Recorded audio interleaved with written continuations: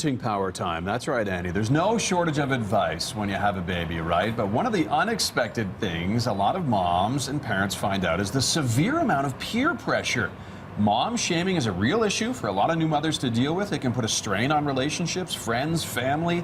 Parenting Power's Julie Freedman-Smith is here this morning to talk about this issue. And this is a real thing that is a real issue for a lot of people. It is. And it's not only about parent shaming. That tends to be the way it goes. It starts in junior high, not mom shaming. Sure. But shaming starts in junior high. And then for a lot of people, that's their way of belonging. Okay.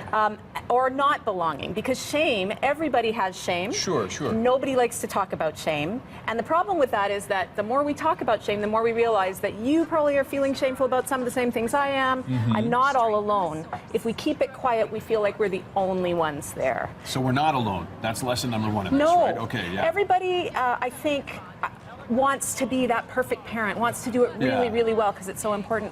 The reality is there are no perfect parents. It's impossible. Yeah. And so when we make a mistake, which of course we're going to make a mistake because we've never done it before, we feel like, oh my gosh, I'm the only one making that mistake. I better not tell anybody. I'll just put on this facade that everything's going okay, and I'll look down my nose at other people, and that'll make me feel better about myself. I see. So when we're judging others, we're also judging ourselves. Sure, sure. So that's kind of what happens, is when we start to feel shameful, one of the ways we deal with that is we start to shame others. Well, if I can separate myself a little bit from you and pretend that I'm doing better, then you won't see how poorly I'm actually doing. Okay, interesting. Now, what if you are the person on the receiving end of that? Sure. Like, how can you politely but succinctly say, this is not okay what you're doing?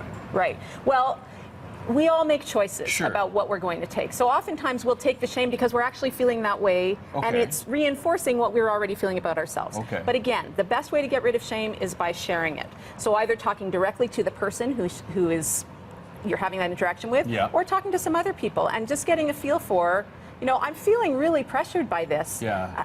Do you think I'm doing something wrong, or is there something that you're doing that could be better? That's so a that's good way one to put way. it. I know one hot topic, a red button topic for a lot of people, say breastfeeding. Some people choose to, some people choose not to. Right. Say you're approached, like let's role play a little bit. Say you're approached and saying, oh my God, how come you're not breastfeeding your boy? Right. Like what do you, how do you kind of? Well, one thing is that you can say, wow, I feel uncomfortable that you're asking me that. So you can start with an I feel statement. Okay.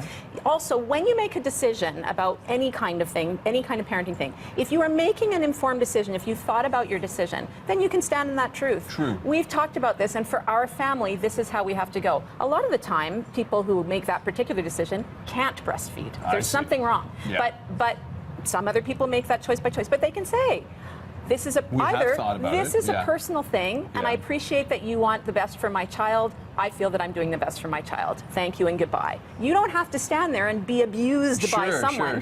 But part of that is setting your own boundary. Actually, thank you for your concern. We're okay. We're good. Thanks. We're good. Okay. And I guess that's a whole part of the thing in letting people realize that ultimately there's no perfect way to parent a child. And there's no perfect child out there. We're all different, and our kids are all different. Yeah. There's more than one right way to parent. We say it at Parenting Power all the time. Yeah. So if what you're doing isn't working, then hey, start to make a new choice. Talk to your friends. Sure. Ask us. Ask somebody who can help you. But trust that you're doing the best that you can.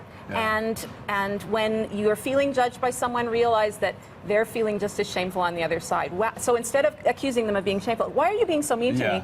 Wow, I can see this is really important to you. Thanks for caring, right? You can engage that person. Or you can choose to not engage with that person, and that's okay too. Yeah, thank you, Julie. Great advice. If people want to find out more about Parenting Power, how do they do that? Parentingpower.ca or Facebook.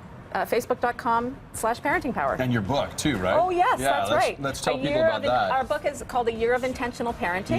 They can get it through our website. They can get it on Chapters and Amazon. And it's tiny little chapters that you read once a week, and that's your parenting intention. So if you're confused, you can look it up and then make a plan from there and move forward. There you go. Good stuff. Good advice as always. Thank you, Julie.